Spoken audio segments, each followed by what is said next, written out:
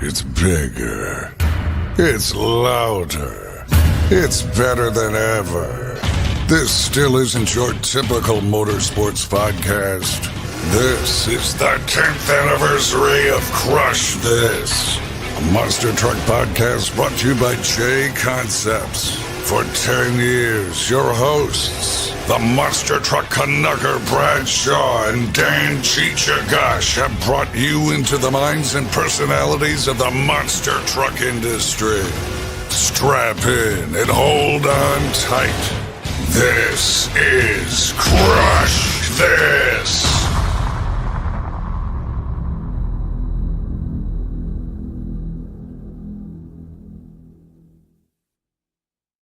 Hey, welcome to another episode of Crush This Monster Truck Podcast presented by J Concepts. This week I got the old girl Virginia Giant there. Gonna convert her into a retro monster truck. But once again, next week we may do something different. We may have a guest. We'll do a little poll here. Next week, if you guys want to have, I'm gonna try to have Devin Winfield from the Velociraptor Full Throttle Monster team, or we could do a watch along, and I'm going to do 2 episodes of Monster Truck Bloopers 1 and Monster Truck Bloopers 2, and we'll just talk about BS and everything like that. I think that'd be really fun to do, and try to go for that. Once again, we're on YouTube, Facebook, we're on Instagram right now too. If you have any questions, feel free to ask while I'm typing that in right now. And also 5-star, my hands are all painted because I'm working on an RC project. Don't mind my paint. Once again, thank you for the 5 stars on iTunes and on Spotify. This episode is going to be, once again, this episode is presented by MW1 Entertainment. Mark Werner has some news. Every once a month, we're going to have him on with a little of this, we're gonna call it Kick It Old School, kind of the history, the ones that you always saw and want to learn more about. We're gonna do that, so I am very excited. We have done that the last 3 months, and we're gonna continue on. We're gonna go nonstop until Mark says I have enough. That's his call, not us. And and some good cool news that Mark's gonna do here in the summertime. I'll let him announce that news if he wants to, and we'll go from there. But please take a screenshot, tag us, tag Mark, tag Michelle, and say, hey, we watched this episode, and this is some pretty cool stuff. So while you're at it, if you want to make yourself an old school monster truck, go to jconcepts.net. Got this girl right here. This has the 1984. Let's see here. It looks like exactly like the old school one.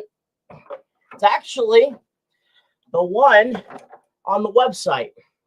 This is hand painted, just like Deal's Virginia Giant back in the 80s. It's a 1984 bullnose truck. It's supposed to represent right now what the truck racing like is. But we have a couple friends making some long chassis, so it's going back to convert into a retro monster truck, just like the old Virginia Giant back in the day. That's a 1984 bullnose Ford body. Go take a look at that. And then I have the Renegade tires, the rims. So you can go there, type in Crush This while you're checking out, and get yourself some cool RC stuff. While you're at it too, you might as well get some free merch, not free merch, get some merch to help us the podcast out here. Go to Crush This Monster Truck Podcast, myspreadshop.com. Go get some hat, like this cool hat. And okay, so get a cool hat, t-shirt, stuff like that. So that's some pretty cool stuff. Go take a look at that too. Also, after this episode, it's going to be audio, so it'll be on iTunes and on Spotify, and also monstermonthly.com. You follow their website, they do up-to-the-minute news, stats, photos, what you need for monster trucks. Go take a look at that, and also our podcast is on there too, so monstermonthly.com. And then also, I know he is humble about this, but 2 weeks ago we had him on again, Mike Welch. If you want to help him out to make the People's Pete race truck, go to his P.O. box, donate some money, help his sponsorship, be a sponsorship, help him out. And I know he tells us not to do it a lot, but we'll at least try to do it once in a while for him and get all that going for him in general. Much love, awesome talk. First time I ever interviewed someone at a Whataburger, but it was pretty cool. I'm not going to lie. So show some love with that too. And also, Mr. Bryce Kenny. He's a driver of the Monster Mutt, Monster Jam, Monster Truck, and he has a book called Gear for Life. I have it on audio and also on digital on my cell phone here. And like I said, if you go to his book, which you can get on Amazon.com, and if you want to listen to it, you're more than welcome to. It takes about 5 hours for him to listen for the whole audio book and stuff like that to go ahead and do. And it's some pretty cool stuff, not gonna lie.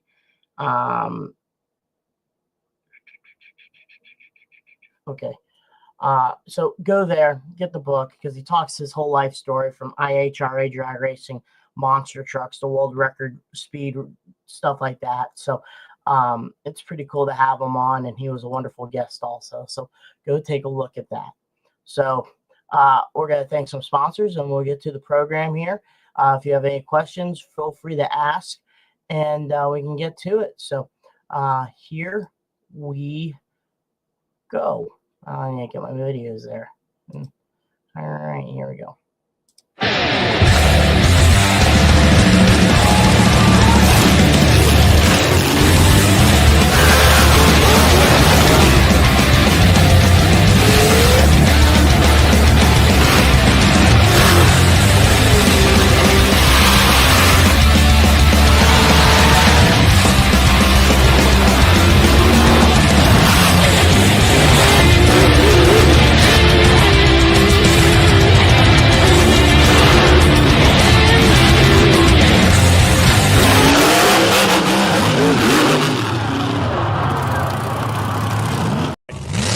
Are you ready to get in on the action here on the Monster Truck Attitude YouTube channel? Look no further. Head over to Facebook where you can sign up for all the great events we host right here on the MTA YouTube channel. Be sure to sign up for the events and register your name and get locked in with a monster truck of your own and get ready for the great thrills and spills right here on the MTA YouTube channel. Again, find us on Facebook, register for these events, and you soon will be competing in all the great events. We hope to see you there. And get ready for the wild and crazy action. Be sure to subscribe and turn on all notifications so you don't miss a beat right here on the Monster Truck Attitude YouTube channel.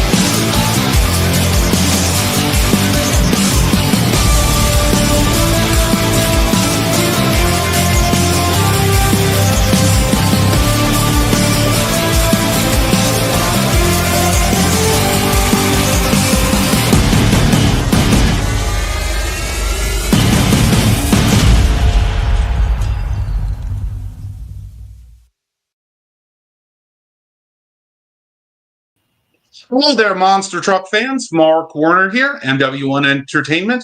Grateful to Dan and Brad for letting me come in and guest host this week. And for this week's episode, I kind of wanted to look into the monster truck history of the Southwest.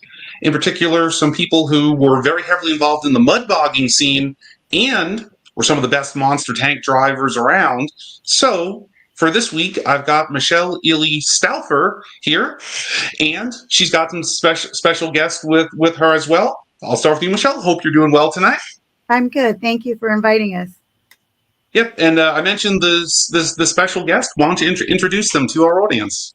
So this is Carlos Leon. He was actually one one of the ones who built not only our mud racing team, but all three of our monster tanks, starting with General, Daddy's Girl, and the General 2. And Evan Ely over here. Evan was the one who he was all the behind scenes of the mud bogs, traveled hauling them, and then really got into it with the tanks. He traveled all over the country, Canada, all of that stuff, hauling the tanks. And basically, I was pretty lucky. I was kind of the got to fly in, jump in the tank, go have all the fun, and then get to fly home. Evan was the behind the scenes, making sure everything was ready to go. And Leon was the one, or Carlos. I know him as Leon. It's just how I call him. But he was the one that was making sure everything was running when stuff was not running. He was the man who had to get in there and get everything going again. So. All right, awesome. And you mentioned the mud racing there for a second. Let's start with that, because your family, starting with your dad, Sonny Ely, very heavily involved in the Southwest mud racing scene. Maybe tell the fans at home, how did your family come to be involved in that? And maybe if there was a motorsports background before mud racing too. So we all had back in the day the dirt bikes and the three-wheelers and stuff like that. My uncle Gary did that. That was definitely a pastime family thing that we always did. And then they started doing this here in Safford, Arizona, where we live. They started doing this, I think it was like Mom Mud and Apple Pie or something on Mother's Day weekend. And so it was like this big deal at the fairgrounds. And we always had sand rails, dune buggies, stuff like that. So my Uncle Gary decided that he was going to do this. And it was the first time they brought like Bernie Wills with Mudlord. And, it was just incredible to see that. And once I watched Bernie race, I was like, I'm hooked. That's what I want to do.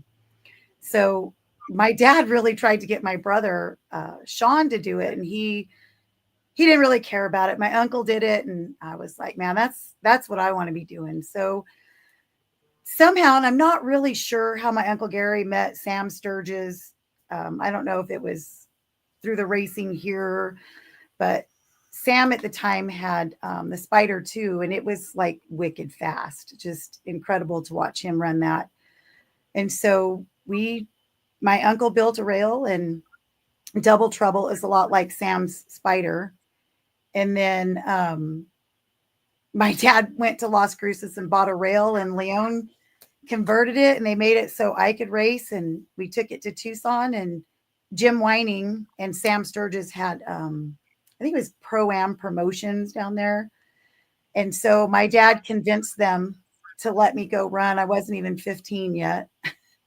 And so they let me run, and oh my gosh, they figured I was going to go through and not have fun, and that would be the end of it. And I went through, and my dad asked me at the other side, he said, how was that? I said, no, I had my eyes closed, but I ended up winning. And so in the amateur class. And so they told me, you can have the money, but you can't run amateur anymore. You can take the trophy. And I said, I want the money. So that was kind of the beginning. And by the time we ended, we had 5 rails that we traveled everywhere: New Mexico, California, Arizona, Utah, Colorado, everywhere. And then when we got the tanks going, Sun Devil came along, because we were traveling with USA Motorsports.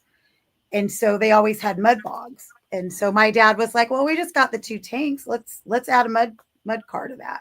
So we kept it going, got the Sun Devil going.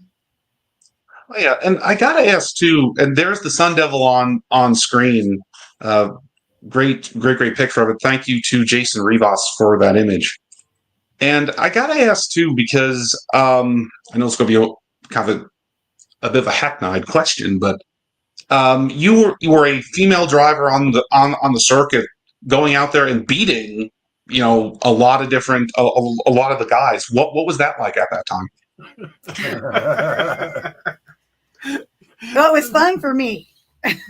So I'm not gonna lie, but I will tell you that my 2 biggest that I just wanted to beat was Sam and my Uncle Gary. So, I mean, if that didn't happen very often. They it just didn't. But it was a lot of fun. We usually were in the top. You know, I was right up there with them, and I wanted faster and more. And I tell my dad I want a turbo. I want to do what they're doing. I don't want to be left behind. And I don't honestly know how my mom and dad ever did it, because I don't know, but I think about it now, you go that fast in 2 or 3 seconds. And so it was a lot of fun. We didn't have a lot of wrecks. No. So yeah. But I did beat a lot of the guys. It was All not right. always a fun time. So right now we seem to have run into a bit of a problem for the moment.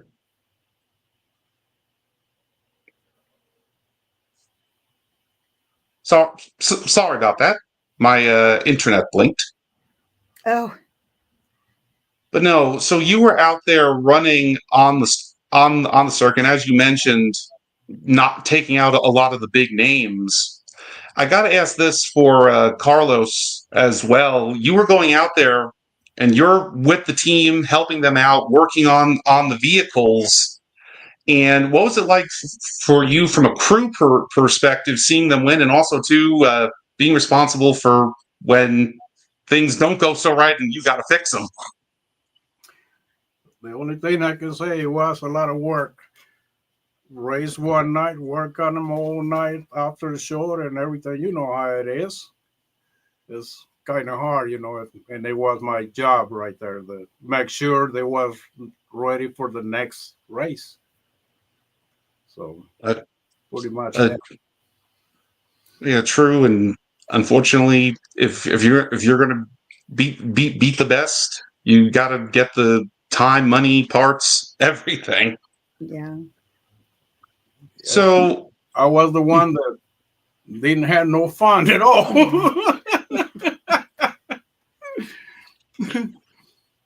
no, I got you. But so your family, you mentioned you had 5 different mud vehicles. We've mentioned the Sun Devil, and you had the Spoiled Brat, if I'm correct. Spoiled What Rotten. were some of Spoiled Robin? Sorry. Okay. What were the other ones? So originally, my uncle started with Double Trouble, and then we got my car, Spoiled Rotten, and then I believe my Aunt Darcy, she got Stinger, and then my brother Sean, we finally convinced him to do it, and his was Special Edition. And then, funny thing, when my uncle had his 3rd child, he couldn't have Double Trouble anymore because that was for his 2 boys.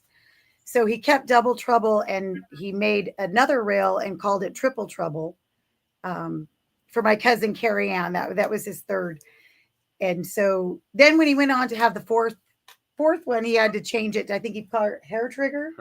Hair Trigger. They had like Bugs Bunny or something on it. So we had five cars, and we usually in most places were the top 5 money winners. So it was a lot of fun.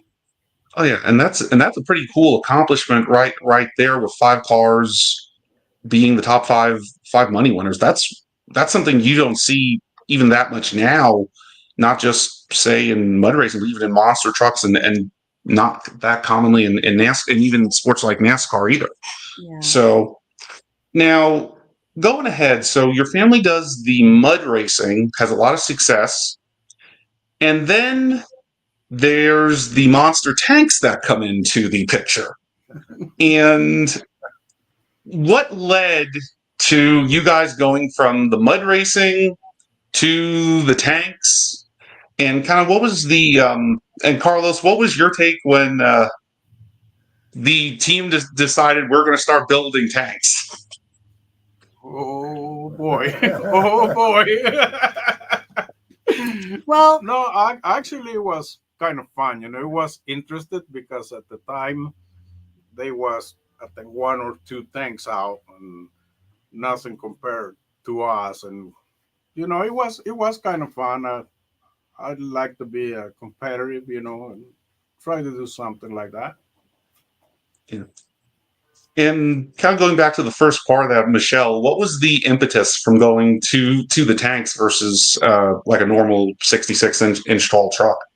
So I don't know how many people have heard of Crazy Charlie, but he had a monster truck called Behemoth, and he was here because we Mike Brady did we raced a lot with Mike Brady in the Black Knight, and so Charlie came here and had his monster truck, and the conversations were talking about building a monster truck, and so Charlie was actually very kind to let me drive his monster truck one time, and I absolutely did not like it. I couldn't see. I didn't like. I don't know. I didn't like it, and so somehow in the mix of all of that, they started talking about building tanks, and I was like, "Well, that sounds kind of cool." And at no point was I ever going to get a tank. It was going to be the General. That was going to be my Uncle Gary, and then I got to drive it, and I thought, wow, this is pretty cool. But when Daddy's Girl came along, I had my own modifications that they made. I did not like it being, there you go, that one's the pretty one. I didn't like being in the body per se with the engine right behind me. The smell of methanol made my eyes burn. I didn't like it. So when they built Daddy's Girl, it's the truck. So I had the glass behind me. That's where she sits right now, where we still have her. So yeah, but it was a lot of fun. Like I really liked it. It was a lot of fun to drive that thing. Yeah, and what was the initial crowd response to the General? Because for the clips I've seen, that tank got run extremely, extremely hard, especially for being a tank and suspension.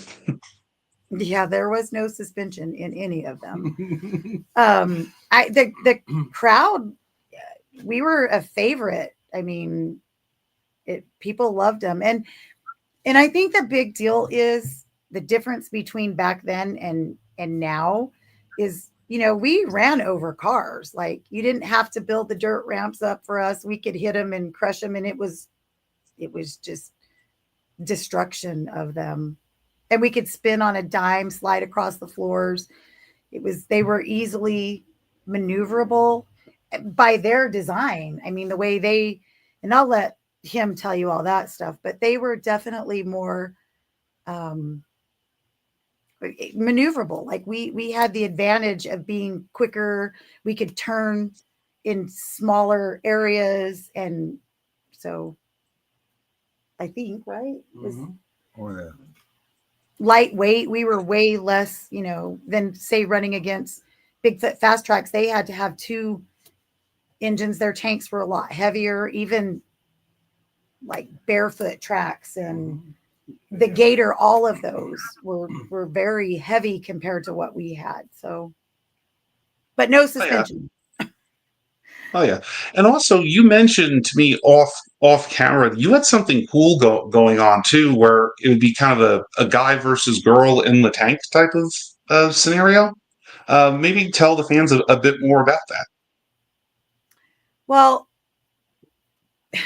back when we first started, and I don't know if this is what you're referring to, but when we first started, they all assumed that I would go out there and do national anthem. Is that what you're talking about? And then Yeah. I would go backstage, and we would have a guy go out and run it. And then at the end of the show, so it got to be where I would go out there and we'd have to lift the body so I could climb out and wave the crowd, take my helmet off, and show that it was me who was racing it and not a guy. And I mean, I was the only female out there doing it at the time. Even in the monster trucks back then, there wasn't, I was the only female. And so it was, and even some of the guys like didn't, were asking, is that really, she really go out there and drive that? And then you get Evan who would say, oh yeah, I'm just going to go put a wig on and drive it for her. I'm like, please don't. Cause I don't want anybody to think that that's me. Ruin the reputation. So, I yeah. gotta ask. Oh, sorry, didn't mean to cut you off. No, go ahead. So this was a question too, and this can go to Carlos, Irvin, yourself. Was there any particular what was the mindset when you were going and picking that specific type of tank, or was it just it's a tank chassis, it'll work, or was there any specific things you were looking for? Well, actually, that was Sonny's idea. He come up with this light tanks. You know, they are what are they? They're M4. They're M5A4 personnel carriers. They're a lot lighter than a regular tank. So they used them at the beginning of the Korean War, you know, to haul a howitzer, and they carry about 6 troops. And they're just so much lighter when we cut them down. Where like Bigfoot and everybody, they had regular tanks and they were a lot heavier. So we got away with one engine, a blown engine, where like Bigfoot had 2 blown 460s. So we could still turn quicker than they could, and we keep right up with them. Makes sense. Definitely too. I've seen some video footage. I think that we have it from you guys performing, and I think it's Roanoke, Virginia, I believe, 1988, and you can see the tank and the maneuverability that you were talking about just a minute ago. We'll play that on screen shortly, and also too, here we go. And you mentioned too the design of this and the ventilation issues as well. So I gotta ask this too, and this is for the team. When you were designing this with that, was that just one of those things that it was designed a certain way, and it just was one of those, we need to work on this type situations? Well, to start with, we didn't have no plan because there wasn't nothing now like that at the time, So we work as we go, well, this work, this don't work with this. We went that way. Because that, Understood. No, that makes perfect sense. Yeah, actually, we didn't have no plan. We just work at it as we go. But the original chassis and everything, was Sonny's idea, Michelle's dad. So they help us a lot. We had something to start with, and it was pretty light. It turned out to be real light compared to the rest. And my dad sold heavy equipment, and my dad was an equipment operator, and these guys also. And so that was the other thing we were just talking about, that all the other tanks had the big levers. And so my dad, what they were talking about, it make it more like a bulldozer where you can control it with levers and make it, I couldn't imagine trying to drive a tank with these big levers trying to make them work. So they did it with the General, and I want to say that every tank, the General was the first or the first typo of what they did. And then with Daddy's Girl, we knew some of the things that we liked and we didn't like, and so that changed. And by the time the General 2 came along, it was probably the Cadillac of them. It had, and that was the one my Uncle Gary drove, and he got the best of everything before that trial and error. So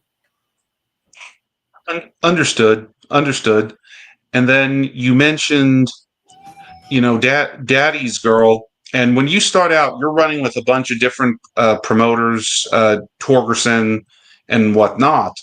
And then you got hooked up with USA Motorsports, and they really were one of the big promoters of the tanks. What was it like running for USA Motorsports? Oh, it was, you know what, a life highlight for me. I loved it. Made a lot of really good friends, a lot of great memories. They were top of the line. Very, they took care of us. So it's very, very good time. I got you. And they had, from my understanding, you guys toured everywhere with them for being based in the Southwest. I've seen photos of you guys going. I believe it's Connecticut, like all the way up on the East Coast, even into Puerto Rico. What was it like touring with the tanks all over the country, both from a driver standpoint and from a crew standpoint, because you're taking this all around and working on it all around? For me, it was fairly easy because I was still going to school. So I got to basically fly out Thursday night and go do the promotional stuff on Friday, race Friday night, Saturday night, sometimes Saturday after or Sunday afternoons, and then, fly home Sunday night, Monday morning. So for me, it was very, very easy. For Evan, who traveled across the country hauling them, probably not so much. And for him working on them, probably not so much. So I don't know. They have to answer that part of it. Well, we'll let him answer it. Puerto Rico was fun. That was a good one. Yes. Huh? Yeah. So, Evan? Oh, yeah. You just do what you have to do. That was our job. Take care of the tanks. They get done racing, clean them up, load up, and go to the next city. So I've been all across Canada, from California to Providence, Rhode Island. We did a lot of shows in California, Texas, Arkansas, Missouri, everywhere. Yeah. We went everywhere.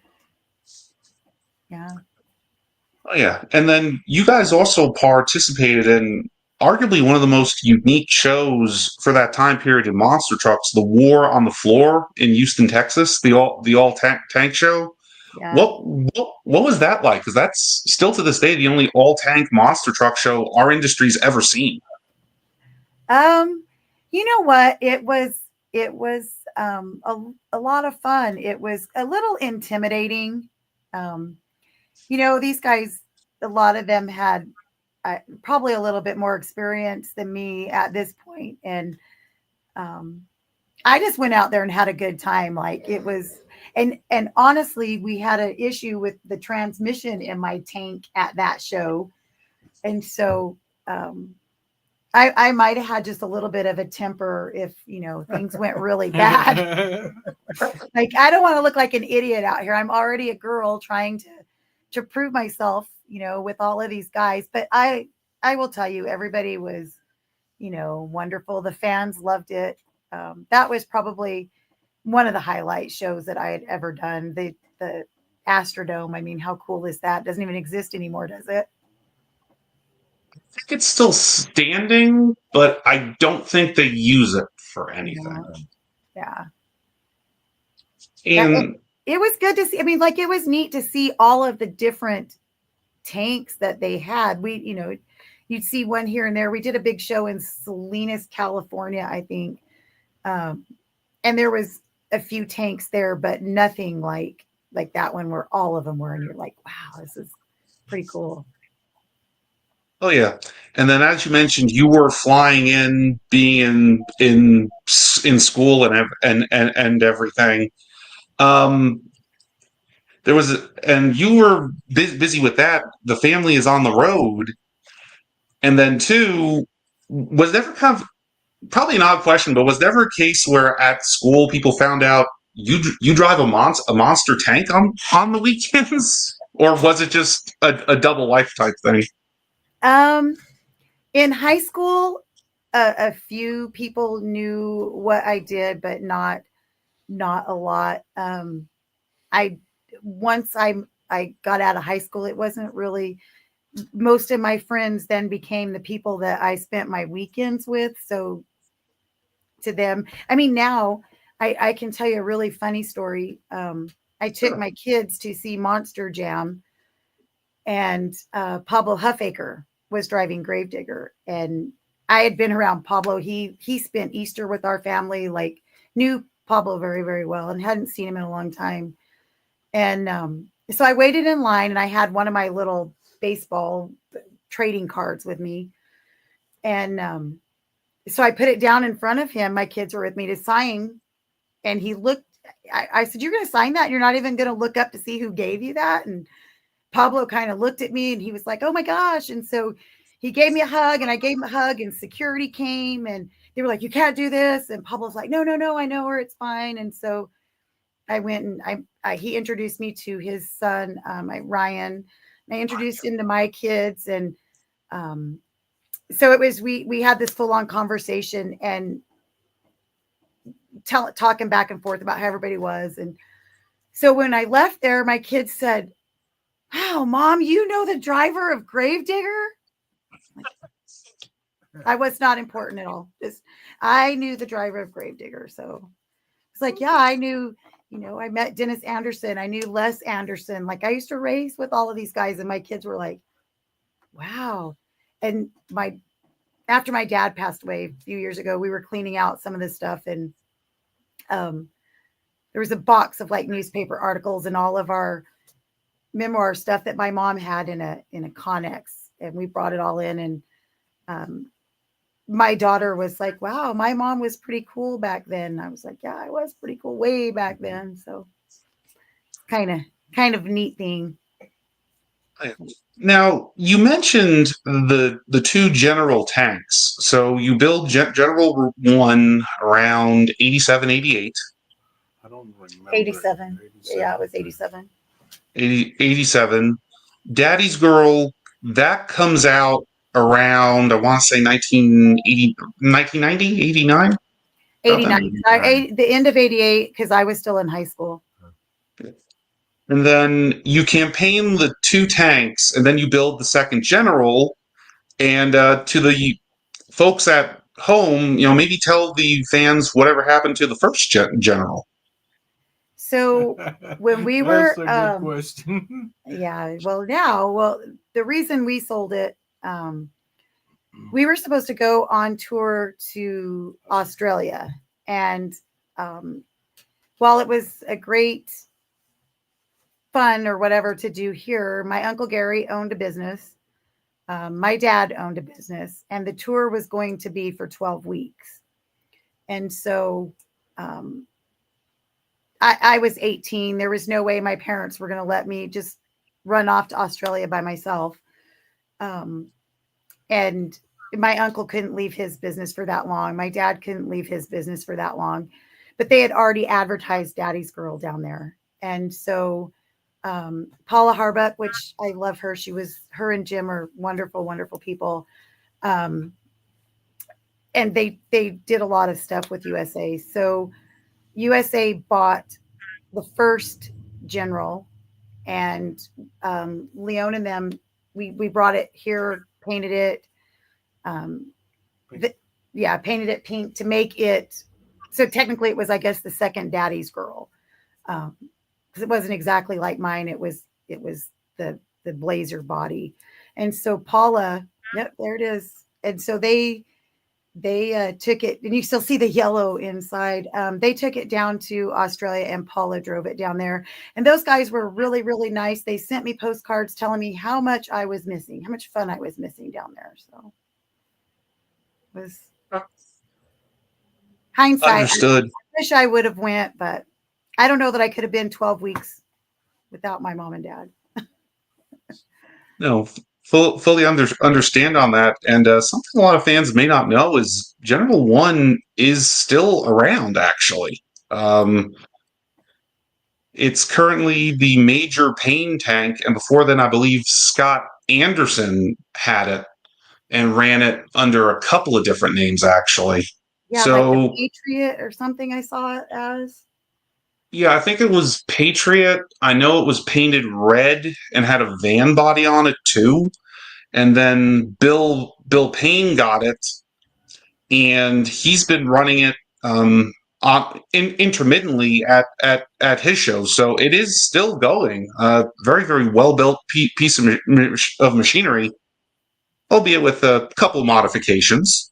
Right. So, but now you run with USA Motorsports, and how long did you run with them? A little over a year straight, like a lot. It was a lot of shows for we were pretty much somewhere every weekend. So And then the tanks continued running after that. After the USA, I'm going to say contract, but that might not be the right term. They kept running for quite a while, if memory serves, correct? yeah, we went with other promoters, and like everything we didn't do everything just with USA. There was other. It was they kind of booked us out for so many shows in advance, and then we knew, and then we would get calls to go do. Ed Beckley, he was a big promoter back then. We did some shows with him. There was a big promoter in like the Midwest. We did like Arkansas, Oklahoma, Missouri, did a whole tour down there. So, and then a lot in California. We raced a lot in California, which was nice because it was close. Then we go to Disneyland. So, And then we had our own promotion. yeah. Yeah. We had our own deal. Yeah. Kyle Todd did some promoting. And so that was a lot of like Colorado and Utah and New Mexico. So, yeah, we raced. It's actually it's interesting you mentioned Ed Beckley. I literally just worked for him last weekend, actually announcing. So yeah, I love Ed. He's a great guy. Oh yeah, he's still going. Been dealing with some health issues, but he's been getting better from what I'm seeing. Yeah. And then I gotta ask too. So you're running the tanks, and then the decision is made to put them into hibernation. I think is a good way to describe it, so to say. Yeah, we it became a point where life just, at some point, I mean, don't get me wrong, I loved it. I loved traveling. I loved doing that, but I got married. I had kids, and it just, for me, was a little more difficult to just continue on doing that. And then, it kind of got away from it because monster truck shows became more of a let's see who can crash and how much damage you can do. And we didn't have the big corporate sponsors and all of the stuff to say. And I had no intention of crashing a tank anyways. I can't even imagine what that would feel like. So I almost tipped it over once at Sun Devil Stadium, and that was enough to scare me. But we did do some shows. We did a few shows here in Stafford, which I was a lot older then. And that was kind of when people were like, wow, is that what you did? Yeah, kind of. So Well, you've mentioned previously too. One of those last shows involved driving the tanks through some old trailers, and so we were building an office. My parents purchased a mobile home park in Arizona, in Safford, and so they sold Fleetwood Homes, and so we were putting in this new location, and the buildings, they were two single wide like office trailers, and somebody set them on fire. It was a big, like, I don't know. I don't think they ever figured out who did it or what happened. But so my dad had this bright idea because we were already going to have the tanks out anyways. And so my dad had this bright idea. Well, we'll just run through the buildings, just knock them down. That'll get rid of them, destroy them, whatever. And so we did. We took them out there and put some cars. And the idea was they were supposed to collapse when we ran over them. And the video's on my Facebook page somewhere. I've never figured out how to save it to share it, but it is on my page. And so my Uncle Gary and we back up and, kind of played around for a minute, and we just punched it and went through these buildings. And I did beat him, I will say that. But the buildings didn't collapse. We went through them, and a 2x4 came through my windshield and broke it, and came right by my head. So that was a little bit scary, but yeah, we did 2 shows that day, didn't we? Yeah. Took the windshield out and went through them again. So, but it was, yeah. Oh yeah, and It was crazy. That's dangerous right there. Like she say, that they didn't break; they just went through it, like made a hole. That 2x4 just went right by her head. I was scared. I was more scared than her. She didn't have a chance to get scared. I saw it. Yeah. So. Oh, yeah, true. But I think it's safe to say that monster trucks, monster tanks, you always got to have a little bit of insanity mixed in there too. At least. Yeah, it keeps things interesting, Yeah, for sure. I got to ask, and I want to ask this question to all of you. What would you say were some of your career highlights driving on the circuit, both from a driver and a crew perspective? Well, I really don't have any, because for me it was work. So, but I did have fun. I enjoy it. I enjoyed it, everything, and met a lot of people. I knew a lot of monster truck drivers, owners, and everything. It was fun for me. I liked it. The family, I think most people don't realize this was a big family thing for us. Like, we grew up traveling together and doing this together, and like Carlos, his kids, and my Uncle Gary's kids, and me and my brothers. There you go. Yeah. Yeah.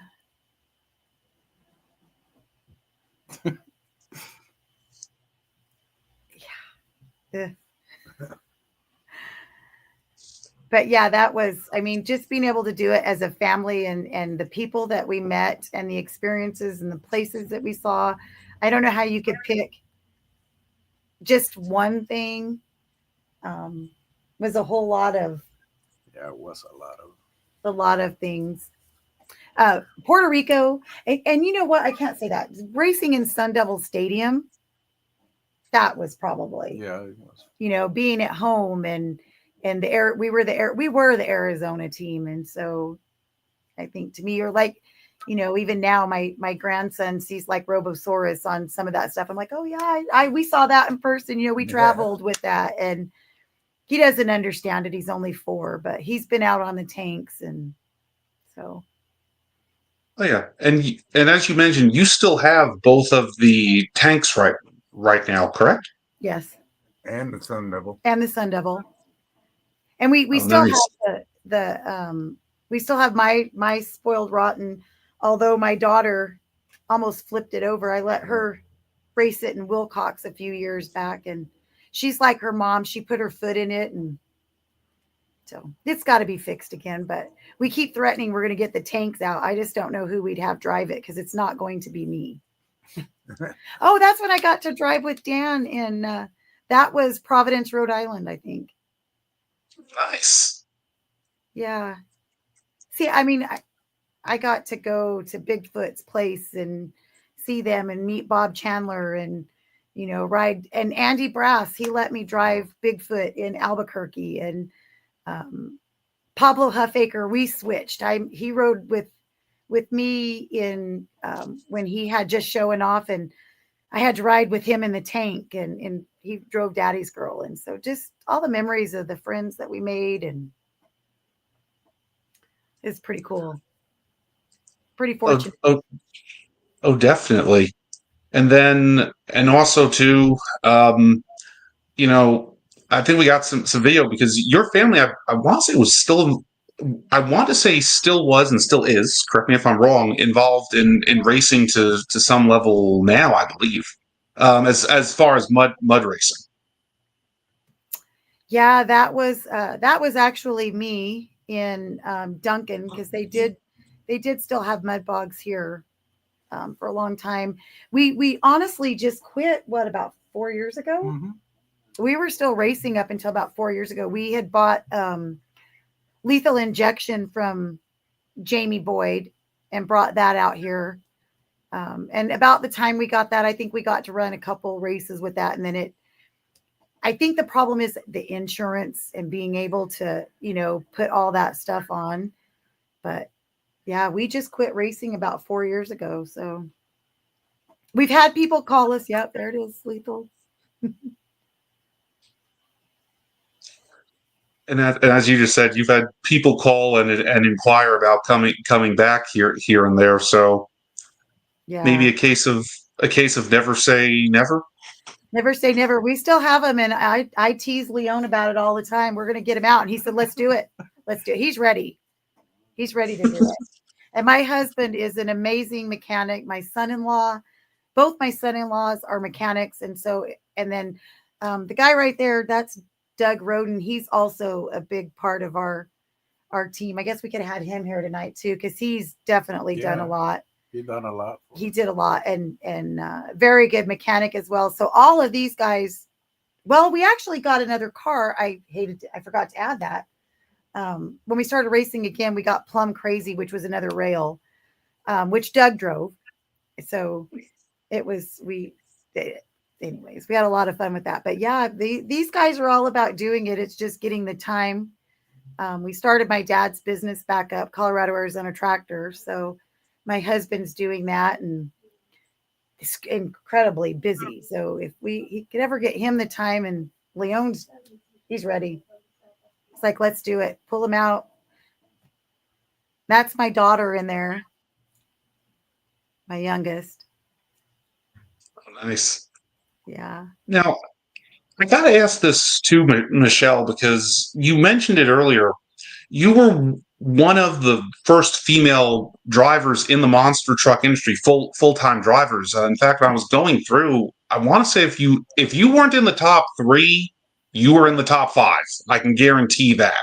Yeah. What is it like looking back and realizing how you helped to pave the way for so many of the women we see racing now? Oh, I don't know. I guess, I mean, it's cool. Like, I have to say, back at the shows, my dad used to laugh because even the little boys would come up and want me to sign their, they buy my shirt or whatever. And the dads were always like, no, you want this one, you want that one. And so to be a girl, it was kind of tough to do that. But I think it's awesome that there's so many of them now that do it. I think it's really cool. Oh yeah. And I gotta ask this question as well, because your family very well known in the Southwest, especially. But for maybe fans who aren't as familiar with the Southwest monster truck scene, how would you like your dad, your family, and your team to be remembered? How would you like them to be known? I don't know. I think I personally think my dad did something really incredible. And it's actually kind of ironic. I still get letters all the time from people. They'll send me my cards and ask me to autograph them and say, oh, I saw you. My son, I met one of his friends from Tucson, and he was like, I can remember being little and going and watching you race and, seeing you on TV and stuff. And I would like my dad to be remembered for his ingenuity in what he did, and Carlos for, all of the things that they did that made these tanks new. And, they were pretty wicked when we were out there doing it, and the tanks kind of went away, and it's sad because I think they did, just like that. We put on good shows. It wasn't the it wasn't all the flipping over but to go put on a good show that people like to watch. I think the tanks were cool. Yeah, I think there's only one tank that does exhibitions now. Actually, I believe it's called Twisted Terror, because I know I've done a few shows with it, and it comes out, it runs over cars, does a good job. One of the promoters I work for has actually done the old school truck versus tank race with it, which is pretty cool, and especially for me, a lot of fun to announce, because how often do you see that in modern times? Right. But and I got one other question too. What are you up to now, following the let's call it a pause, because it never say never of your racing career? You know what? I actually have been being a substitute teacher in Solomon schools, which is really a lot of fun. My daughter Whitney works out there, so that's cool. And then just helping with my mom's business, the trailer park that she still owns, the trailer park. Bart started again Colorado as an tractor, so just trying to keep my dad's stuff going. And I have a grandson that. And all my kids live here now. So we're all in Safford, which is wonderful. So just doing the family business stuff. And there is one thing, I almost forgot this question. Does it ever surprise any of you when you see, the younger generation of fans, or like people like myself that were, when you were racing on the circuit, quite a bit younger? But does it ever surprise you when when people reach out to you for that autograph, or just to reach out and say talk on the phone? Is it ever kind of surprising?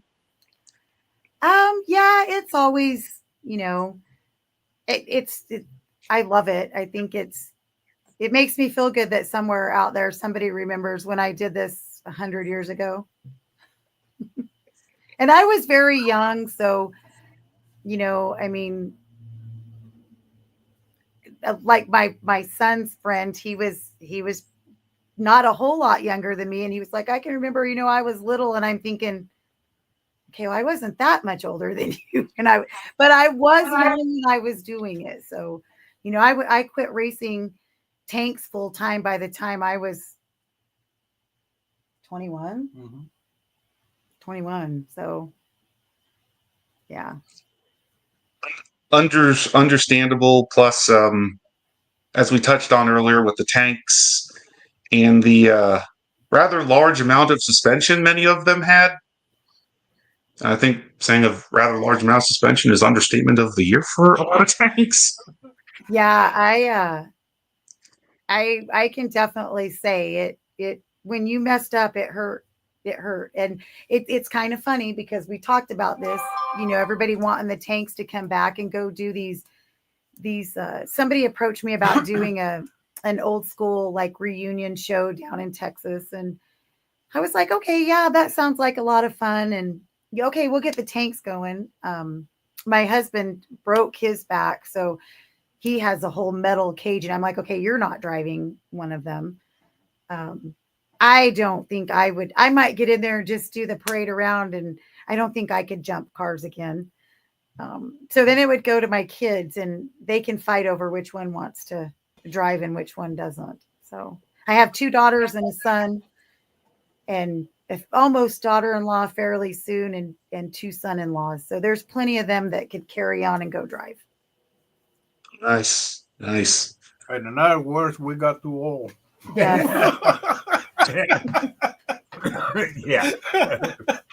Yeah. Yeah, I don't know how some of these guys, but I guess in the monster trucks it's different, like Pablo was still doing it for a long time, and Dennis doing it for a long time, and Dan, all of those guys that still do it. I don't know. The suspension obviously in the trucks are way better. I don't think in a tank you could. No, it's a lot of difference. between the truck and the tank. When you hit the ground, you felt. You I feel was about to say when Mark and Tim, we got the tank ready to go during COVID. It was just chilling actually in one of the trailers, and we got it out. Jeff Cook talked to Mark and Tim about bringing one to the Hall of Fame. And they agreed and stuff like that. And we brought it out, and they let us drive it. And it was crazy just moving the tank around the floor, your feet on the ground felt the rumble of the tank tread and the tank just driving by you. And you're like, it's like a mini earthquake just having that thing just go ahead and just drive around and crush cars and do anything. We just drove it on the road, and just that itself is just an awesome. It's just crazy, awesome experience just to feel the rumble of it compared to jumping a truck 15 feet in the air and then continuing on when you have 30 inches of travel, and then doing all the stuff, the big goofy tire things that they call. That's what my mom and always called them, big goofy monster tires. But it was still cool. I thought it was pretty awesome. Well, I can say this. I've been to Monster Jam twice since I've quit racing. The first time was when I took my kids, and I went. They wanted to see it, but also because I knew Pablo was going to be there, and I hadn't seen him in a few years, and so it was nice to get to visit with him. This last time we went, they were in Tucson, which Tucson TCC was the first place that the original General. That was the first place we debuted the General.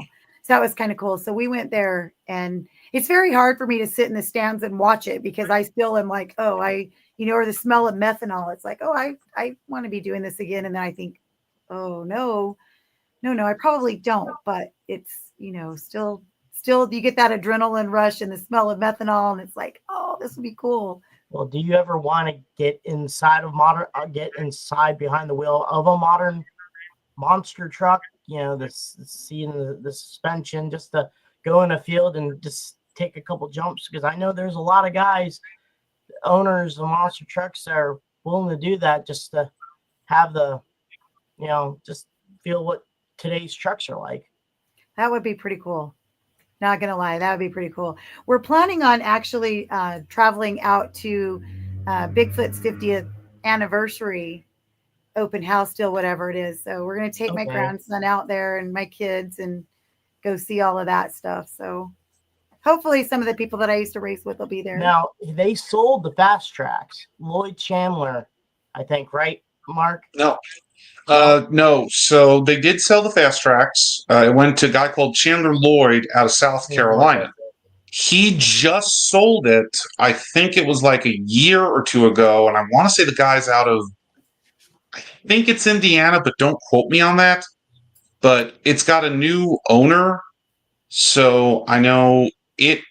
So I don't know what they're going to do with it, but I know it's got a good chance. I know too, the Full Metal Jacket tank, if y'all are familiar with that one. Yeah. yes.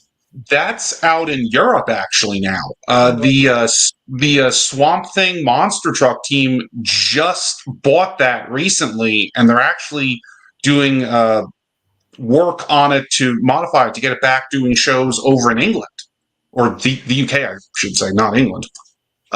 So yeah, it's those two are still going. Willie Towns' two tanks are out in Ohio right now. Willie had his at his shop until like 2018, the original Beast, actually, the red one. So there's still a lot of them going and in good shape. That was the YouTube guy. Yep. Yeah. So go ahead. No, so I was going to say Car Killer also is now owned by a YouTuber, actually. So it's still going too. And obviously you have your two tanks, which are still in great shape as well. They just need a tank reunion. We should just do it. I say we do it. All right. any promoter sees it, let's do it. Yeah, we'd be down to. I think Vodder still has his Battle Cat, right? No, that's in Ohio as well. So that one sold. Gotcha. But they're still around, which is awesome to know. And people are surprised about what the Groth brothers has that the Dodge Dakota one that was in the video. Old tracks. Yes, they Battle do. Tracks? They do. Yes. Yeah. Yep. They still have it. And then I believe I just that Hell on Wheels. Yeah, the tank. That I believe is. I think it's in I think that's in Arizona still. Yeah.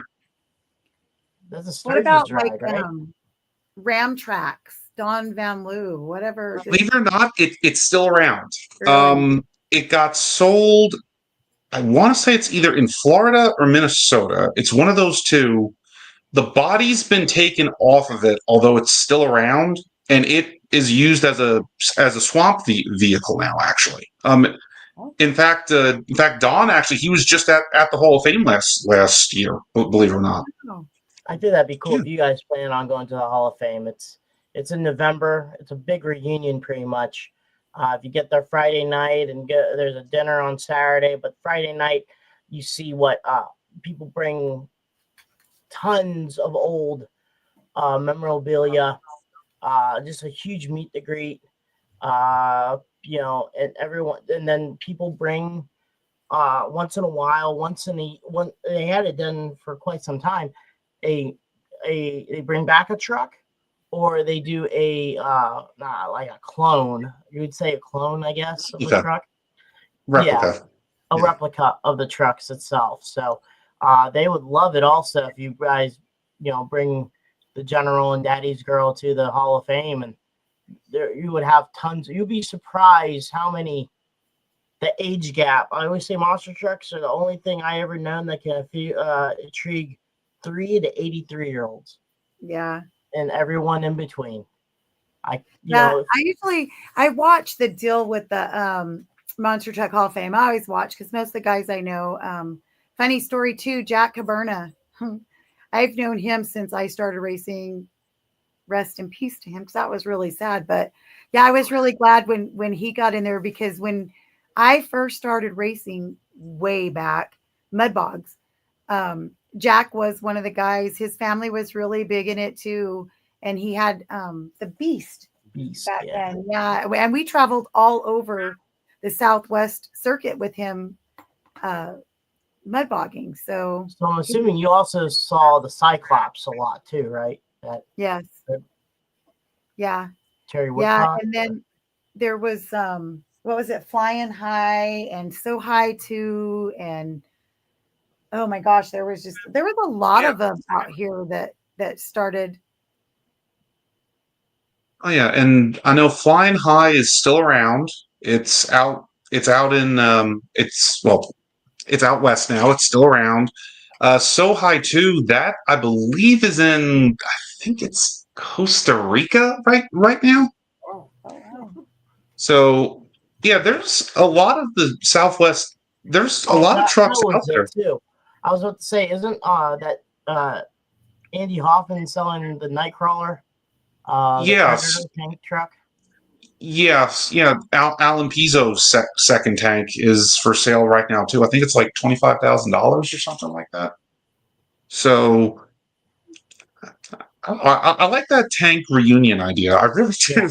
Doesn't the Comos up north, they own race trucks, but don't they have Top Gun and Son of Goliath? Yes, they do. I actually just talked with them about it. I just worked with them last weekend when I was in Montana. They do have them. So they're around. It's just gotta come out of the woodwork and meet everyone. First of all, we gotta get them running. But there's still there's still a lot of tanks out there that are still running. Like I'm always, when this is random out of the blue, but Dale Wilson's Equalizer tank, whatever happened to that? Does it still have? It's in Australia. Oh, okay. So we got Australia too. Yep. They're all over. Yeah. Oh yeah, and like I said, I And still an orange eat blossom special. Oh, that one I That- always liked. That was one of my favorite. so Train. it's still around. Terry Woodcock has it. Oh, somebody told me that.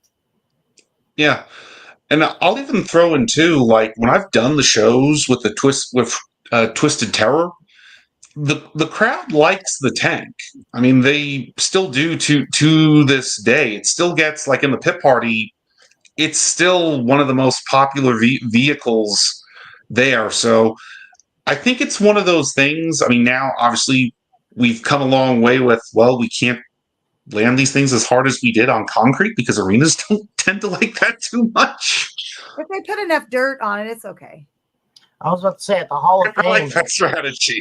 At the Hall of Fame, the heavy metal tank is the most talked about subject in the museum. Chris and all them talk about how that tank is talked about more than anything else in the premise of that museum, and I think that's pretty cool too. Yeah, they were quite the deal back then. It's and I get it. I mean, the promoters always said, "Oh, well, they tear up the cars too much. It's too hard to haul this stuff out of here." We didn't like the dirt ramps. It just made us go. I liked crushing the cars better. Hitting the cars was more of a cushion than doing you all guys that. went through cars. You didn't crush them. You went through them and destroyed them. And people like that. Yeah, exactly. So I don't know. And I liked racing against the trucks too. I mean, my last question, outside the mobile home, what has been the coolest thing that you have crushed or went through with the tank? You know what we used to do a lot of was the 3 high, and they would put a Volkswagen bus in there. They did school buses. Mhm. So, I mean, the mobile home, the trailers were definitely the wildest, probably dumbest thing we ever did. But How about the most random thing, like a watermelon or like something that you're like, you want me to crush this with this thing? Has it ever been asked? No. no, but you know what? We did do a show in, I think it was Lake Havasu, and Sam Sturges was down there. And this, I don't know if it was the promoter or who the guy was. I can't remember, but he had bought his wife a new car. And so I think Crazy Charlie, wasn't it? He went and got in this lady's car, and it was a nice car. Like this was not a car that you would want to crush. And so this guy was out driving, and the announcer was making this deal about, oh my gosh, whose car is this? Why are you out there driving around? And then here comes Sam in the tank. Charlie bailed out, and Sam just ran over it. And it was a whole skit, but this lady was like, freaking out. This was her car. Like, who stole her car? And then, the story came out that her husband had bought her a new vehicle, but still, like, you could have traded that thing in. It was nice, huh? We were all like, what? They're going to run that over? So that was probably one of the wildest things we had. So Do you still have fans that, I mean, do you still have random people coming over saying, I remember when you had the tank, or have any kids came over, saw you during school saying, hey, my dad handed me this, or my mom handed me this, and yeah, we still get a lot of that. My son-in-law Gary was one of them. He was like, I saw you, back in the day when you ran the tanks. And so yeah, there's a lot of it. Oh yeah, I do have kind of an oddball question for you as well. What has it been like, kind of seeing the evolution of our industry from your perspective, going from the leaf sprung heavy trucks and the tanks to now the backflips and the moonwalks and the stoppies and everything? What's it been like for you seeing that, or is it just how did we get here? I don't know. I don't know. I guess everything has to get bigger and better and faster. And I don't understand the crashing and Tom Meents when he got hurt. Like I watched that and I thought, I knew him. I knew him when he mud raced for USA. I was on that tour with him and I always thought, he was a great guy and his dad was an incredible guy. And he got hurt and the same thing with Dennis Anderson. I always, had the utmost respect for him and liked him. And I loved his brother, Les. We raced with him a lot. And I just don't understand all of that. Like, I guess the crowds like it. I don't know. I think to me, it's just crazy. So I don't want to see anybody get hurt. And I think when you do things like that, there's that risk of getting hurt. So I don't know. I guess you talked about the baseball cards, and Yes. I actually have a few of them. Oh yeah.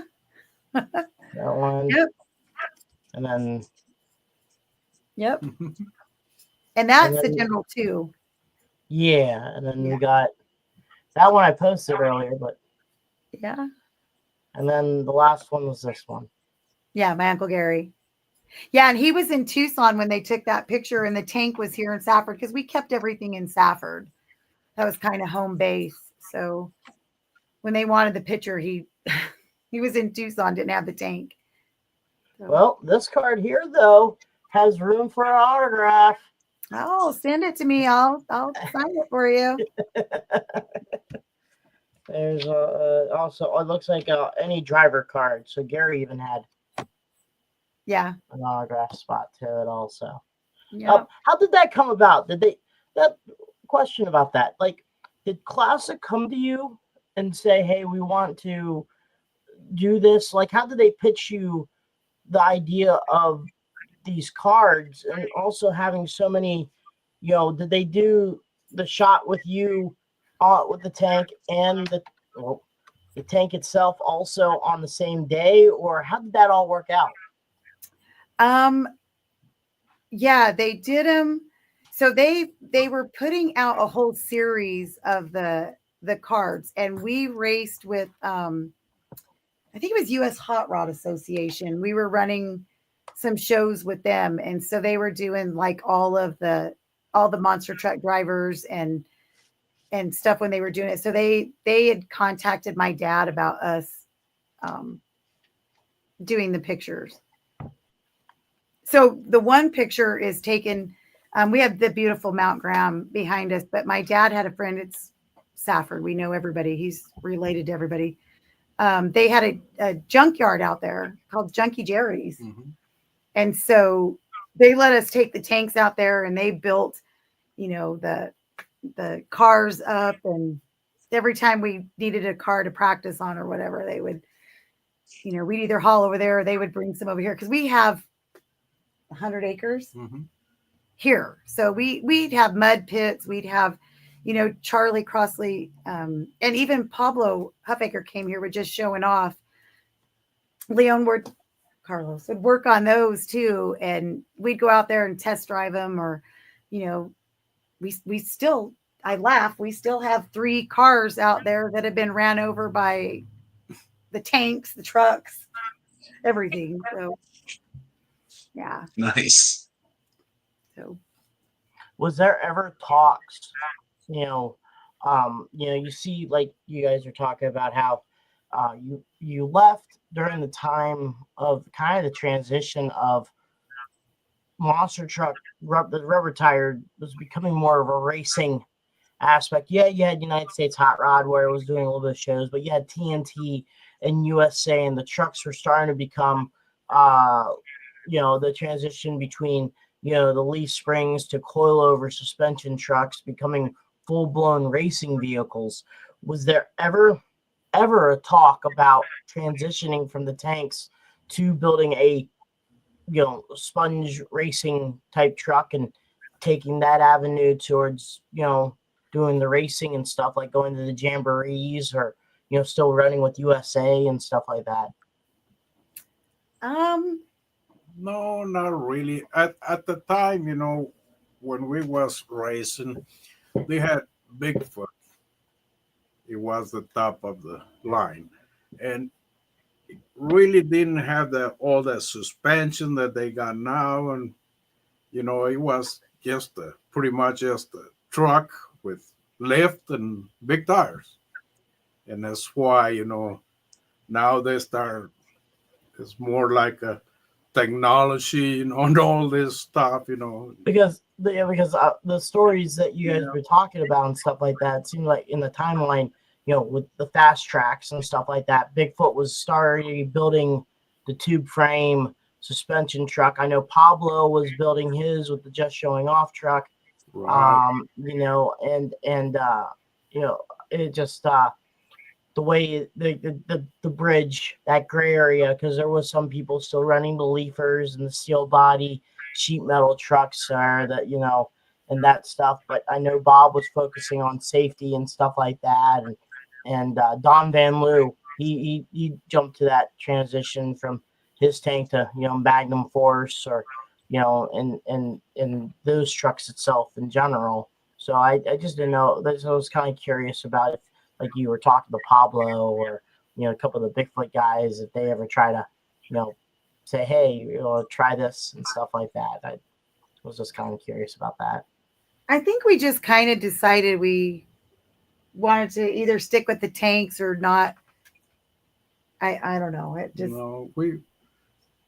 we weren't much on the trucks. Yeah. It's more like something different. Something. And Sam raced with us for a long time, and he went on to do Unnamed and Untamed and Nasty Boy and all that. Well, and my Uncle Gary now owns Nasty Boy, I think. Nasty Boy, yeah. The blue one, the blue. Right. Oh, Yeah, he bought that one from Sam.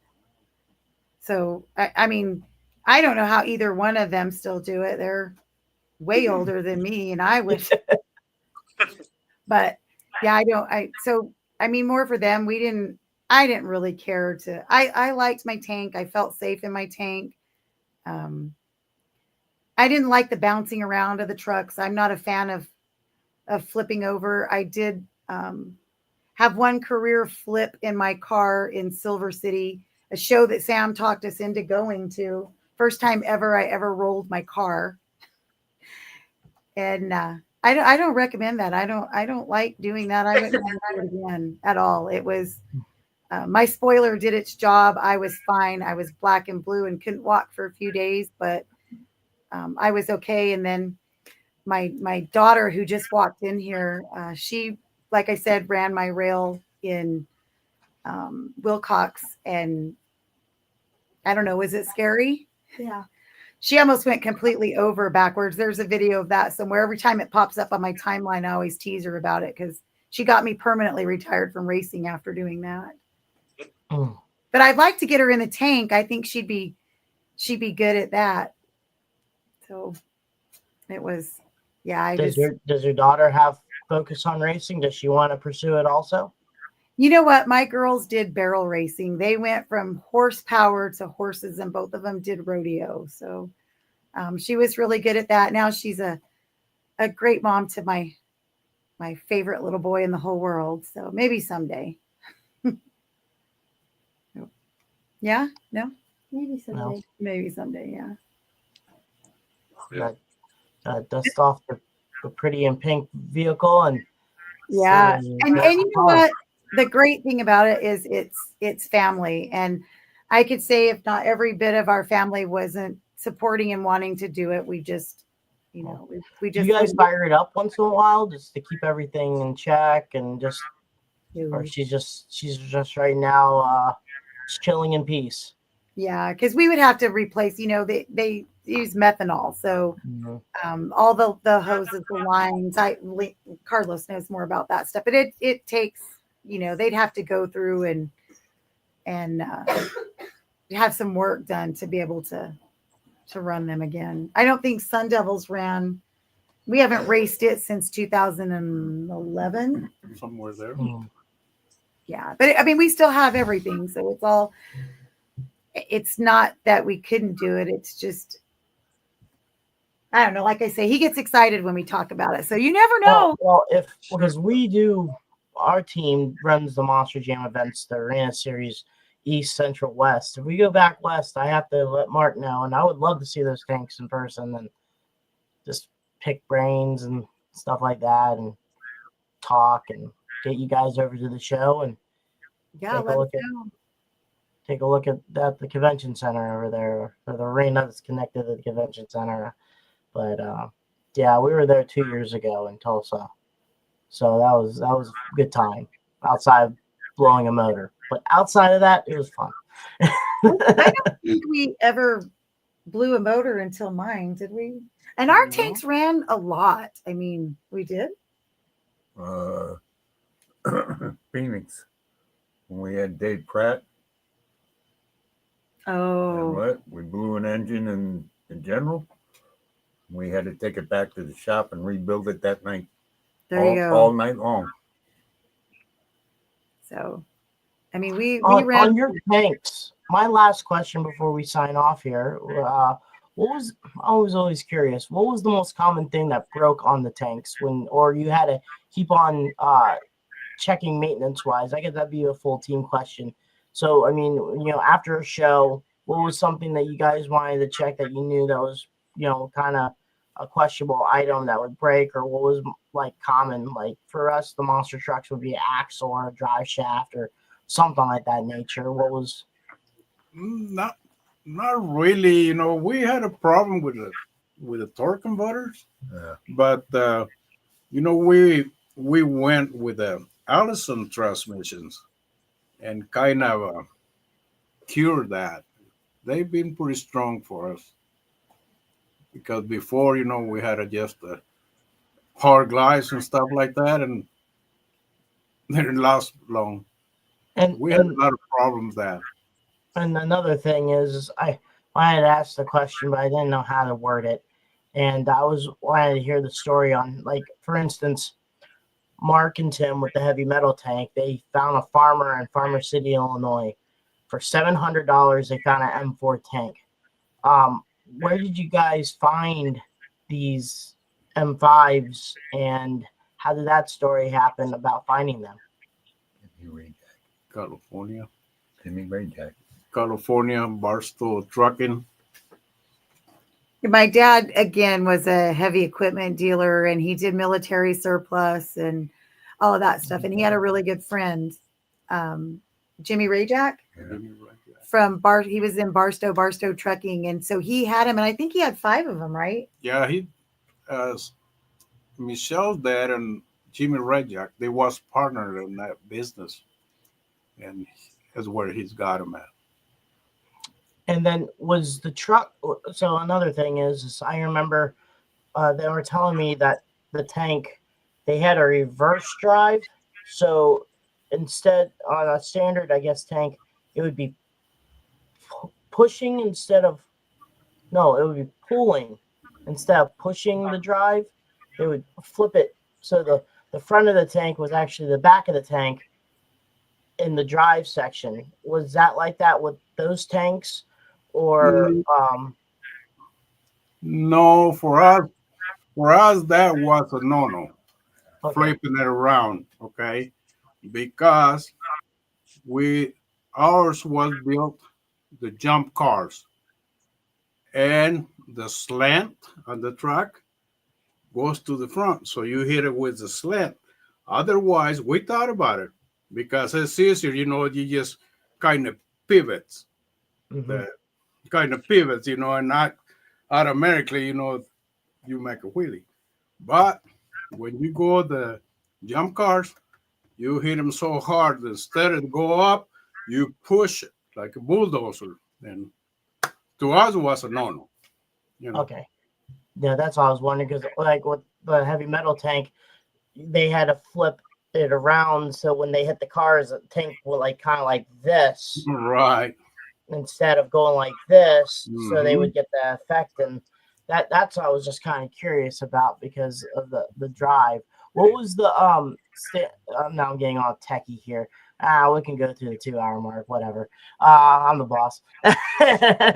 But what was your guys' heart, the engine, and the little bit of the specs of the tank? We didn't really go talk the details about the specs of the tank.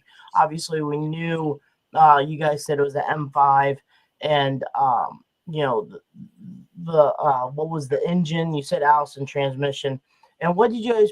Were you guys always big Chevy fans? What was the story on picking the bodies for the vehicles too?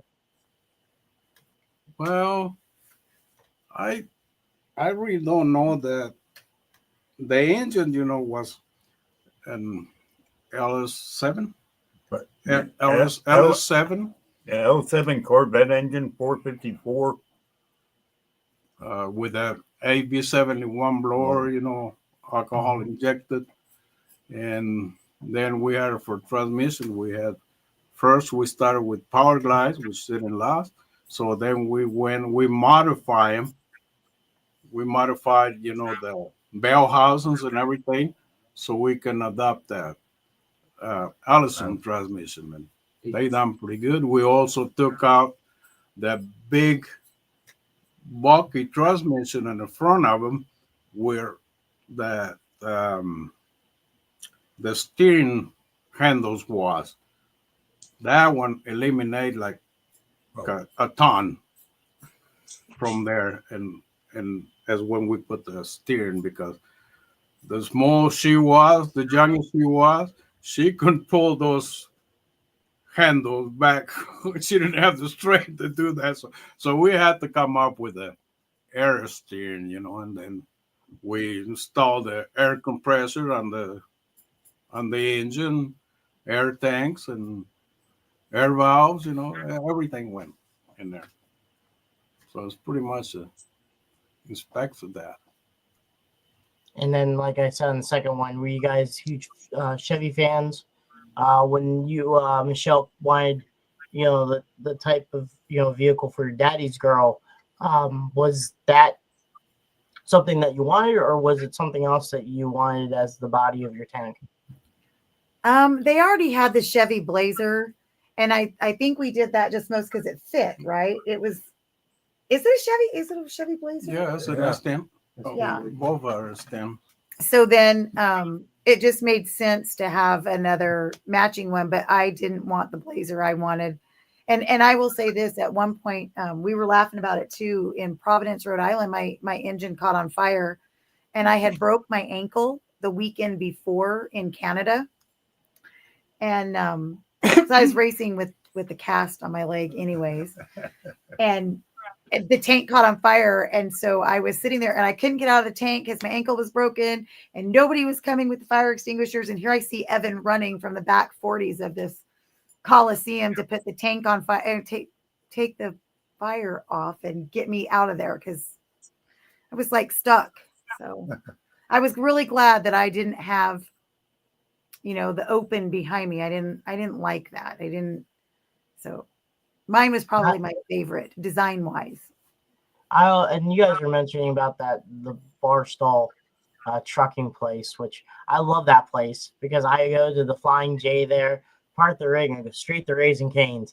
That's always a good place to stop at before I go to Bakersfield or Los Angeles or Tulare.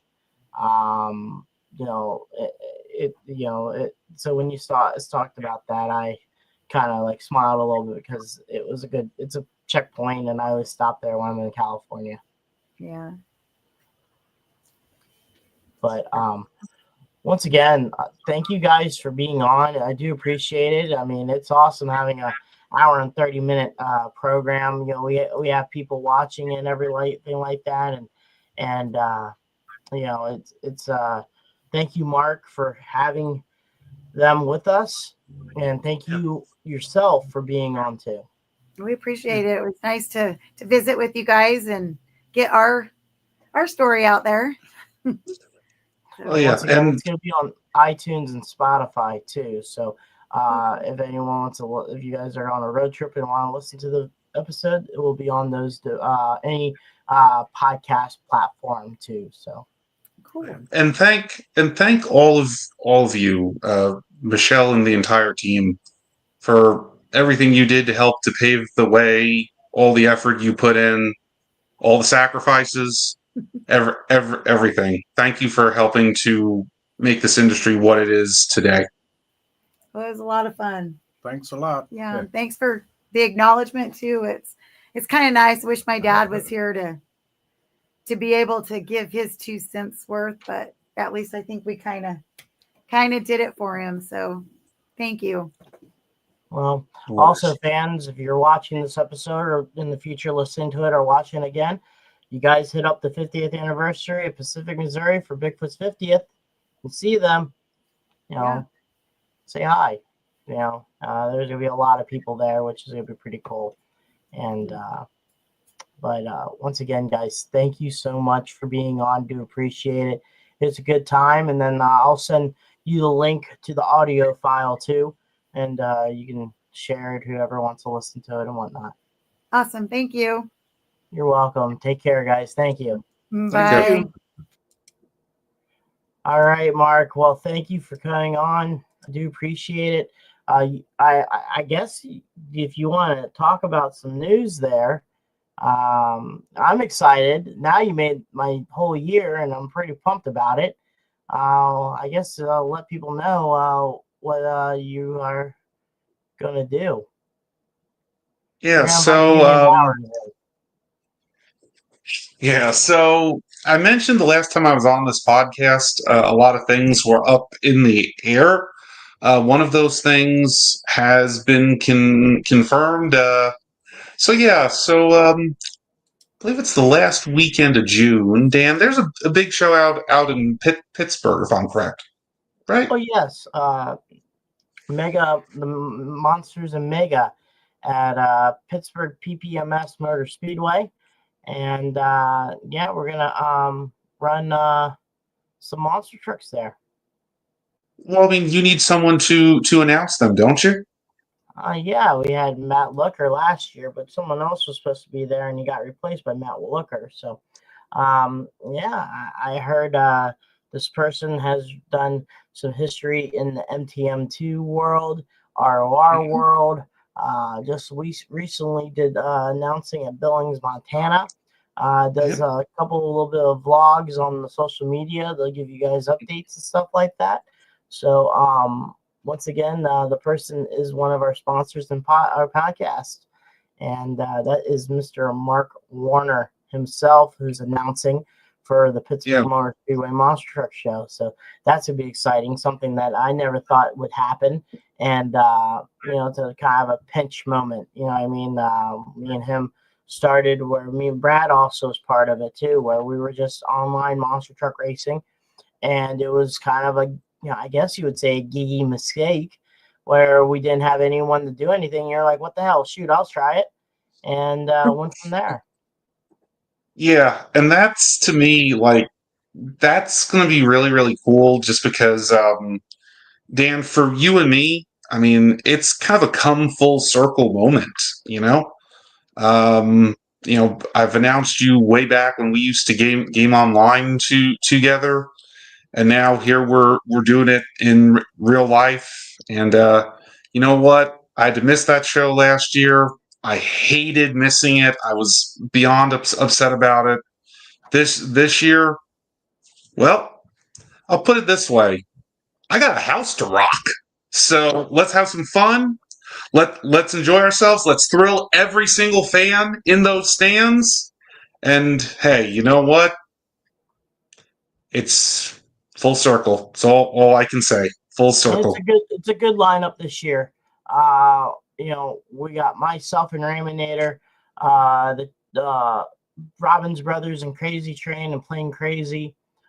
We have Colton in the High Roller 3, Virginia Giant, and Hurricane Force. So that's a pretty good lineup. Well, outside of you there, I got two of my very good friends, best friends in the monster truck world, Steve Thompson Jr. and Colin Kaiser.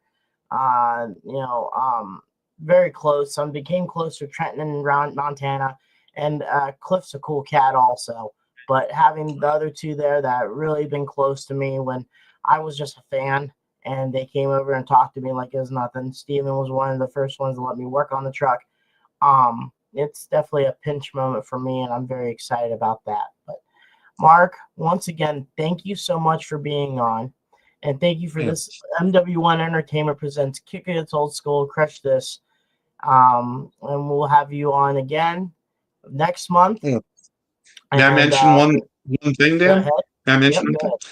So just to note too, if anyone wants to come on out, I'm going to be announcing this weekend out in Travelers Rest, South Carolina, SC Monster Truck Madness Show. If you're in the area, come on out. If you're not in the area, I'll be bringing you updates throughout the weekend's events. So stay tuned. Awesome, that's cool. And follow Mark on MW1 Entertainment on Facebook. And we'll probably put something there for you if you want to follow him there too. But once again, guys, if you go listen to this podcast, watch the podcast, take a screenshot, tag me, Michelle, or Mark, and on social media and say you watched the episode. Tag J Concepts also and the people that have helped us out. Thank you for 10 years once again, folks. Brad will be on next week also, so he's going strong. I know he had a kind of a battle going on the last couple of weeks. I checked up on him, and he's doing much better. He's ready to kick at it. And so next week, we're going to do a little bit of a poll. Do you want to do another interview, or do you want to do a tag along and hang out and we watch some Monster Truck bloopers? I'm kind of leaning towards the blooper stuff, and we can watch that and everything like that. So, we'll go from there. But once again, next week, Brad will be back on. So, Mark Werner, another awesome job. Thank you again. And I can't wait for who you bring back next week. Next month. Put the pressure on me, Dan. Yeah, well, next week is the beginning of March. So, hey, you know what? Main thing is thank you to all the fans that watch this, all the fans that come to the shows. Because without the fans, we wouldn't both be living our dreams at the end of the day. Yes, correct. Once again, Brad always says to us, well, check up on your fans and friends and family. I know that's something he now is originally practice what you preach, and he's doing it now. Just one phone call away, just maybe a hi or a hello, just a good gesture, help out, donate blood, and that's in need too. Take care of the people that you may save a life. Also, it's still wintertime, and even in the summertime and stuff like that, if you have a dog or a cat or animal outside, try to bring them inside. They are loved ones too, so do that if you can. Once again, thank you to all the sponsors that have helped us out and everything that everyone has done. And thank you, fans, once again. So that's Mark Werner. I'm Dan Chichegosh. Brad Shaw's there too. Keep the rubber side down and the shiny side up. Peace.